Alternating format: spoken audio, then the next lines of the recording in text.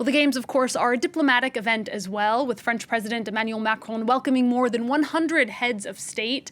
Guests include Argentina's President Javier Milei, Britain's new Labour Prime Minister Keir Starmer, and U.S. First Lady Jill Biden.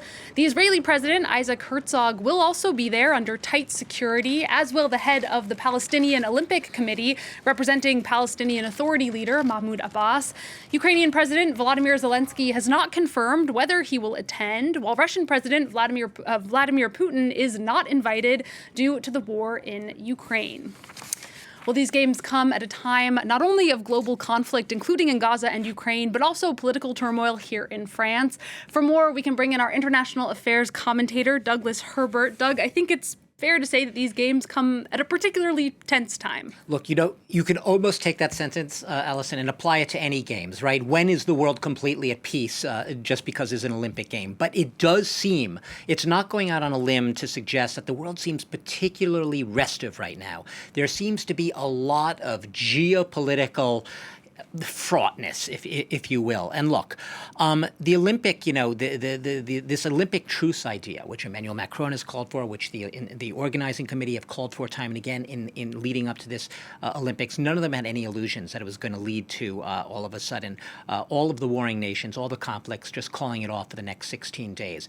But there are two major wars. One right here on the doorstep of Europe, in Ukraine right now, Russia's war of aggression against Ukraine, and also obviously the ongoing horrific conflict in the Middle East, the raging war in Gaza right now as a result of the Hamas attacks on October 7th.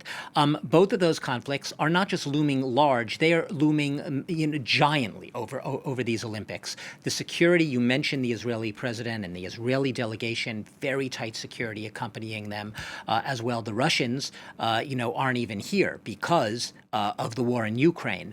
And there's a real sense, people are preoccupied right now. In the United States, it's almost like there's talk in the media there that, the big network there sponsoring these Olympics, NBC, paid billions for these Olympics, for the rights to cover them. And some people are saying, well, how many people are actually going to watch? They're worried about ratings. People are so preoccupied, especially with the upheaval in the American presidential race. There's a lot of eyeballs on that. The question is, you say, so this is supposed to be a break, a time where everyone is festive for a while, forgets all their other worries. If they're fighting, put their arms down. That's not going to happen. We're not going to see what we saw very briefly in 2018 in Pyeongchang, South Korea. You might remember this, where South and North Korea both marched into the Olympic Stadium under a single banner. The world was like, what's that about? That's not going to happen yet. We're not going to see that coming together between two arch adversaries or nemesis.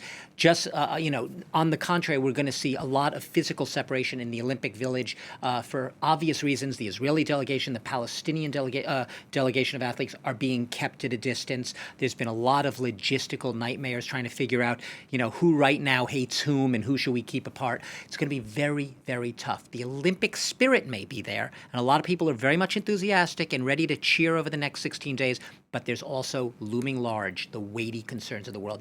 You can't brush them away, even for the Olympics. Yeah, I've heard that the Ukrainian delegation is upset that any Russian athletes are participating at all, even if not under the Russian flag. Absolutely. Tell us more about what that dynamic is like and how these games are also viewed back in Russia. Well, Russia is furious at what it sees as a snub by the West, an unjustified one. The Olympic Committee, it was very clear. Previously, Russian athletes had been banned because of doping scandals. But since 2022, it's been another issue, and it's been Russia's invasion of Ukraine. And that is exactly the reason right now that there's only 15 Russian athletes and a handful of Belarusians, because the vassal state of Belarus, it's a vassal state to Russia, essentially. Belarusian athletes will be accompanying them.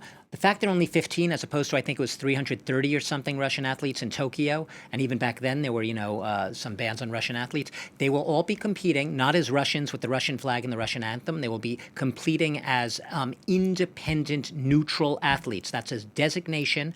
They will have a special independent, neutral athlete hymn played if they do win medals. Basically, they will be stripped of any affiliation with Russia itself. And there's been a lot of backlash in Russia to the fact that any Russian athletes are participating. These games games will not be shown anywhere in Russia. If you want to watch them, I guess you have to fly to Europe or find some firewall to watch them through streaming on some outside channel. You can't see them in Russia.